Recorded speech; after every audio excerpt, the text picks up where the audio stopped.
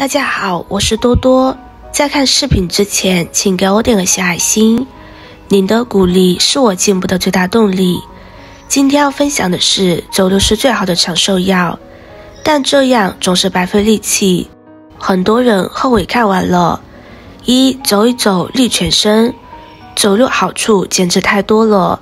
有规律性的健步走计划，可增进人体许多部位的健康。避免脂肪肝。走着走着把脂肪肝都走没了，确实有这种可能。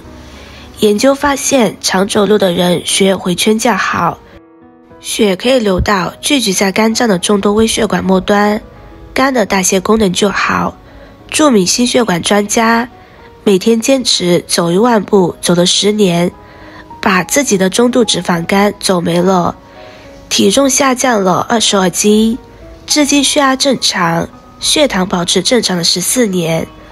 走路是维护人体内血脂代谢健康的重要手段之一，对降血脂有很大的影响，能提高脂蛋白酶的活性，加速脂质的运转、分解和排泄。降压降糖。人体的双脚共有100多个穴位，经常走路能刺激足部穴位，对调节身体、辅助降压有很好的帮助，作为不错的有氧运动。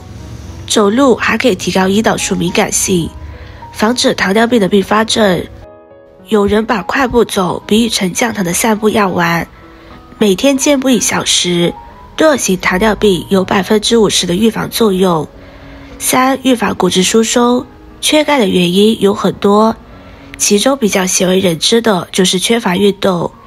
研究表明，走路跑步的运动相当于对骨骼进行重量训练，能够促进身体吸收钙质，提高骨骼钙的沉积率，减少缺钙的几率。远离癌症。走路还可以预防肠癌、胰腺癌、前列腺癌、乳腺癌等多种癌症，而且效果显著。即便患上癌症，经常行走的人，癌症恶化程度比不运动的人低57%。此外，英国还有研究显示，每天走路20分钟，能降低中风、过早死亡的风险。这样走路锻炼等于白走。走路虽然是一项好运动，但如果走错了，可能得不偿失。马路边走伤心血管。不少人习惯沿着马路边走边跑，然而这样走路可能等于白走。运动中人体肺活量会增加，在路边行走吸入更多尘土及有害气体，这些有害气体不仅会对肺产生影响，而且一些物质也会进入血管内，使得血管内膜在污染刺激下变硬变厚，形成斑块。走路最好在公园、体育场等远离马路、清净又干净的地方。理想道路应该是草地、土地、地胶路，而避免在水泥路、柏油路等硬块地面上走。硬地面会给你一个反作用力，相对来说对膝盖等不好。步子太大，拉伤韧带。健步走并非自然的溜达式走路，也不是走得快大步前行。这样走路容易拉伤大腿内侧的韧带，使双脚抽筋，而且无法达到提升走路速度的作用。另外，对膝盖不好的人来说，会加重关节损伤。健走的最佳步伐，循序渐进。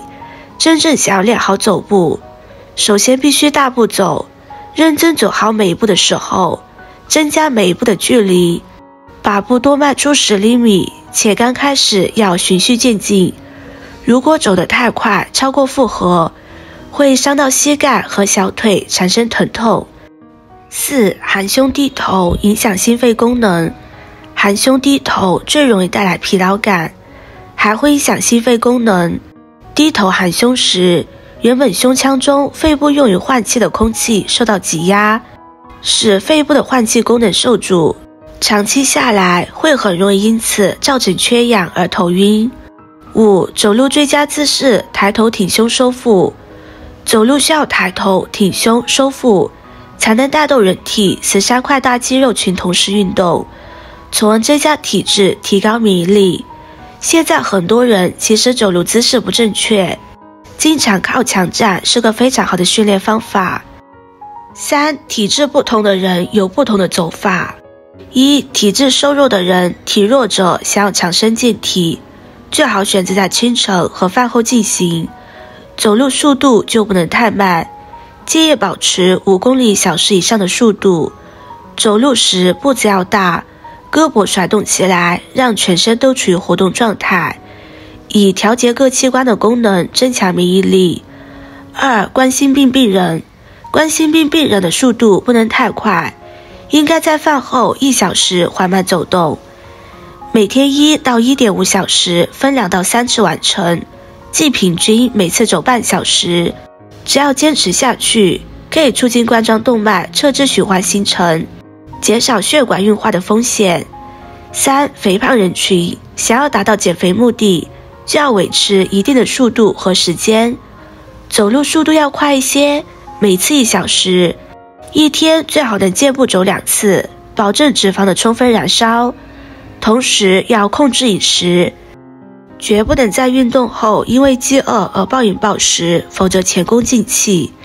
4. 高血压人群，高血压病人的步数要稍微慢一些，走路时上半身要挺直，不要让胸部受到压迫，落脚时前脚掌先落地，这样可以减少走动过程中对大脑的震动感，防止头晕的发生。5. 便秘人群，走路时2只脚可轮流踩在两脚间的中线位置，脚掌落地的同时分别向左右两侧扭胯，这种走路方式称为一字步，有助于刺激肠胃蠕动，改善便秘情况。4. 不同走路方法功效不同。1. 失眠晚上慢慢走，在晚上缓缓走路半小时，休息15分钟后再睡觉，有较好的镇静催眠效果。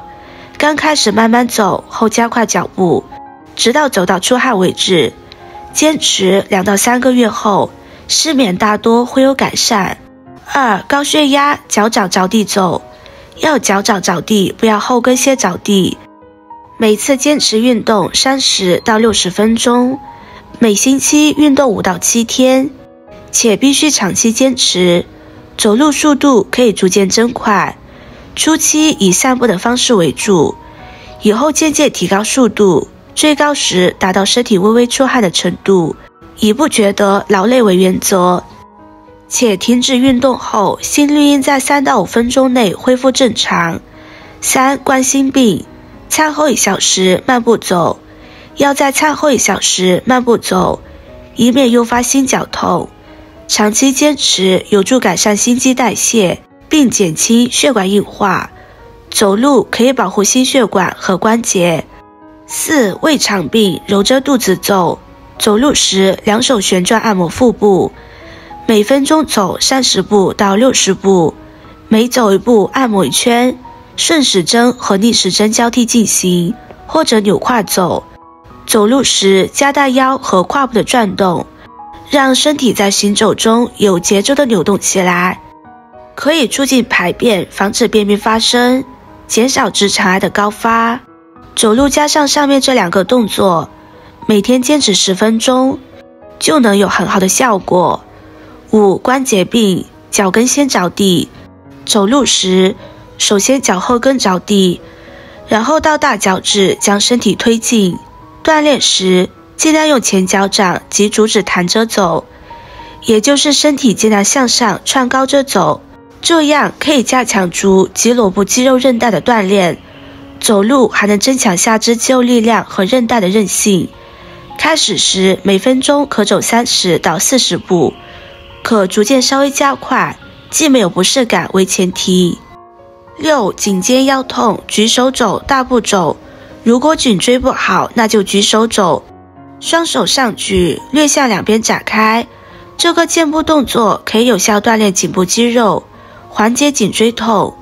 如果背痛，那就摆臂走。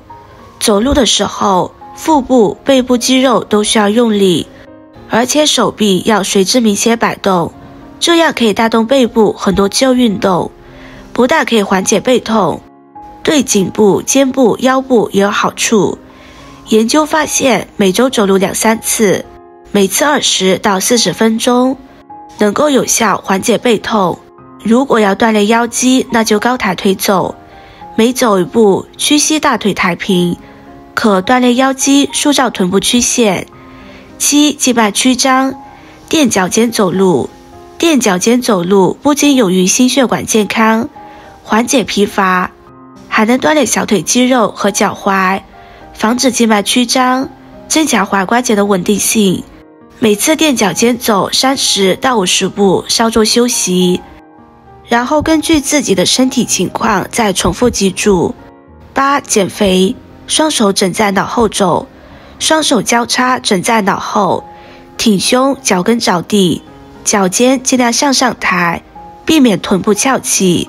步行地点最好选择有坡的地方，先步行上坡2分钟，然后下坡2分钟，这样不但能消耗更多热量，还能减掉臀部和大腿的赘肉。